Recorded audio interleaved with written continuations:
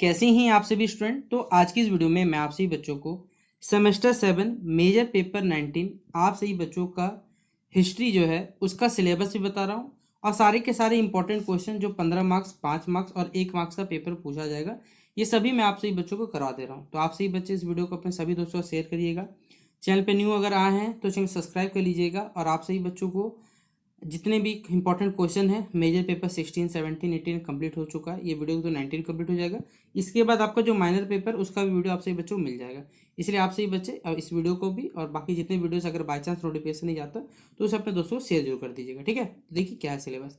देखिए ये जो पेपर है इस बार मेजर पेपर 19 का, इसमें आपको जापान का हिस्ट्री के बारे में पढ़ना है, जो कि 1850 से लेकर 1952 तक का, मतलब जब तक बेसिकली अमेरिका ने जापान पर परमाणु बम नहीं गिराए थे तब तक कहानी पढ़ना है। ठीक है, तो इसमें यूनिट 1 में इमरजेंस ऑफ मॉडर्न जापान के बारे में पढ़ना है, जिसमें जापान जो है 19th सेंचुरी में कैसा था, वेस्टर्न पावर और अनइक्वल ट्रीटी सिस्टम क्या था, क्रमलिंग ऑफ टोकुगावा क्या था।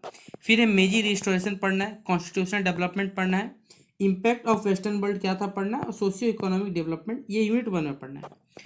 यूनिट 2 में जापानीज जो इम्पेरियलिज्म था इसका फेज 1 में सीनो जापानीज वार के बारे में, रूसो जापानीज वार 1904 का, फिर एनेक्सेशन ऑफ कोरिया और Japan and the first world war, ये कहानी पढ़ना ही पड़ेगा।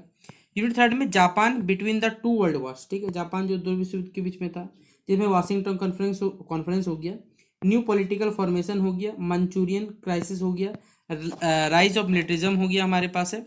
यूनिट 4 में जापानीज इम्पेरियलिज्म फेज 2 पढ़ना है आपको। ठीक है, यहाँ 11 नहीं है, 2 होगा रोमन में।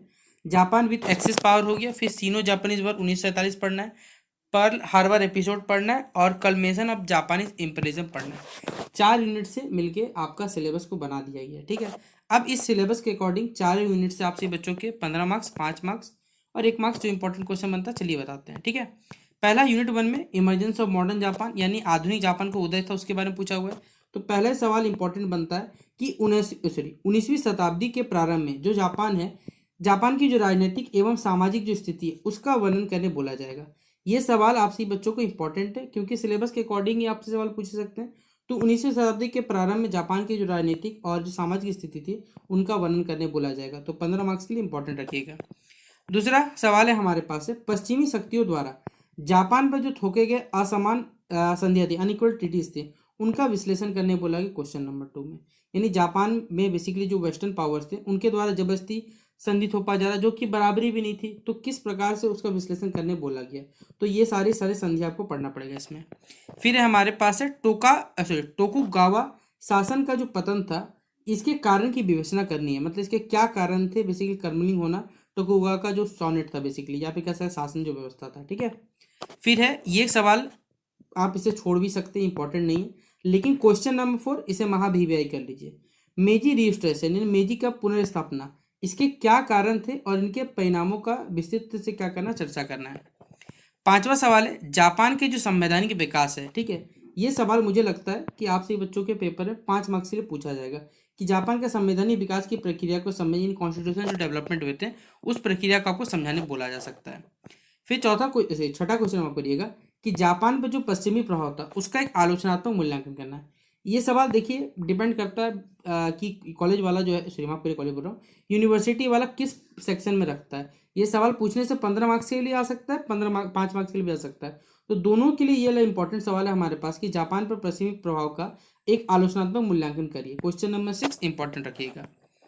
फिर है अगला सवाल है हमारे पास है, मेजी काल में सामाजिक एवं आर्थिक विकास जो है उनका वर्णन करने बोला गया 7वां क्वेश्चन में। तो इसे आप पढ़ सकते हैं, ऑल ओवर द कह सकते हैं। ठीक है, फिर अगला सवाल है यहाँ पर है, जो 5 मार्क्स और 1 मार्क्स दोनों ही बनेगा, मैं बता दे रहा हूँ आपको।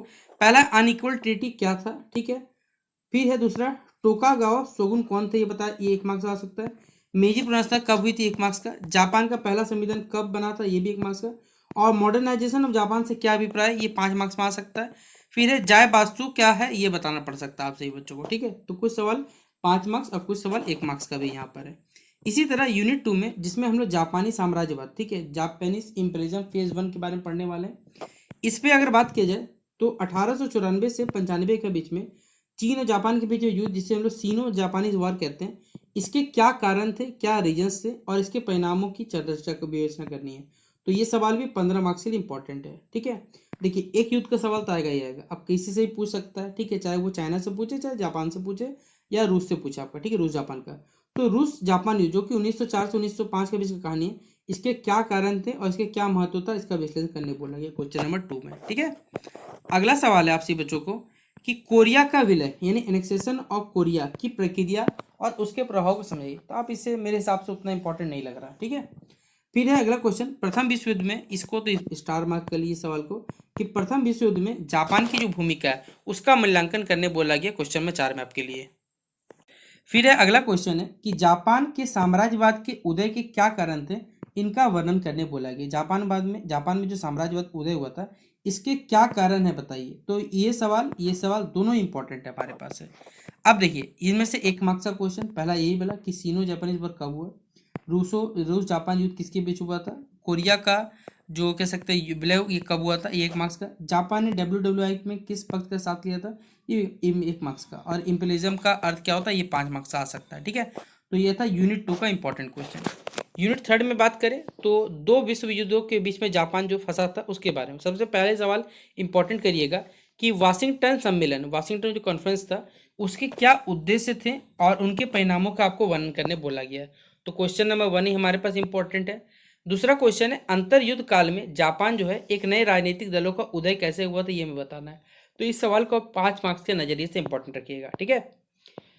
फिर ये वाला सवाल, मंचूरियन क्राइसिस, जैसे आपने आलू संकट सुना होगा उसी प्रकार मंचूरियन क्राइसिस भी हुआ था कभी, इसके क्या कारण थे और क्या परिणाम थे, इसका विश्लेषण करने बोला गया आपको क्वेश्चन 3 में।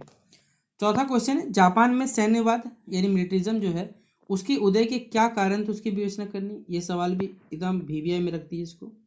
फिर है 1920 से 30 के दशक में जापान की जो विदेश नीति है उसका मूल्यांकन करना है। तो इस सवाल को उतना मुझे नहीं लगता इंपॉर्टेंट है, ठीक है।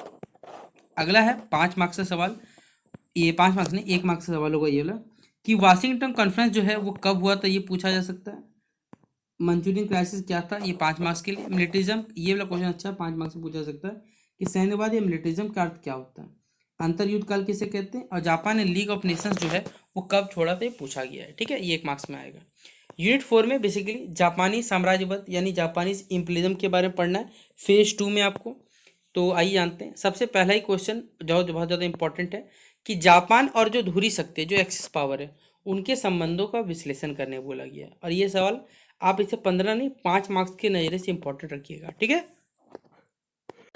अगला सवाल है 1937 के चीन जापान युद्ध के क्या कारण थे और उनके परिणामों की चर्चा करनी है। तो ये सवाल भी इंपॉर्टेंट है आपका 15 मार्क्स के लिए।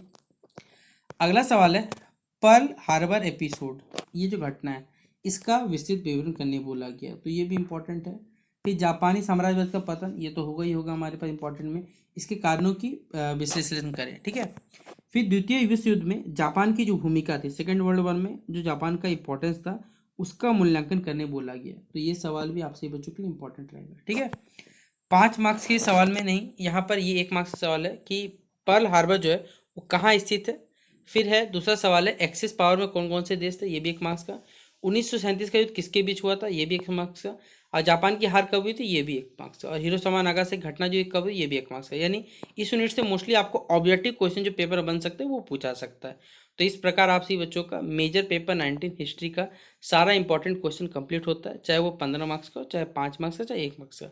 अगर आपसे बच्चों को लगता है कि ये वीडियो आपके लिए हेल्पफुल बने तो आप वीडियो को अपने दोस्तों को शेयर जरूर कर दीजिएगा। बाकी वीडियो कैसा लगा कमेंट जरूर बताइएगा। मिलते हैं नेक्स्ट वीडियो पे, तब तक के लिए जय हिंद और जय भारत।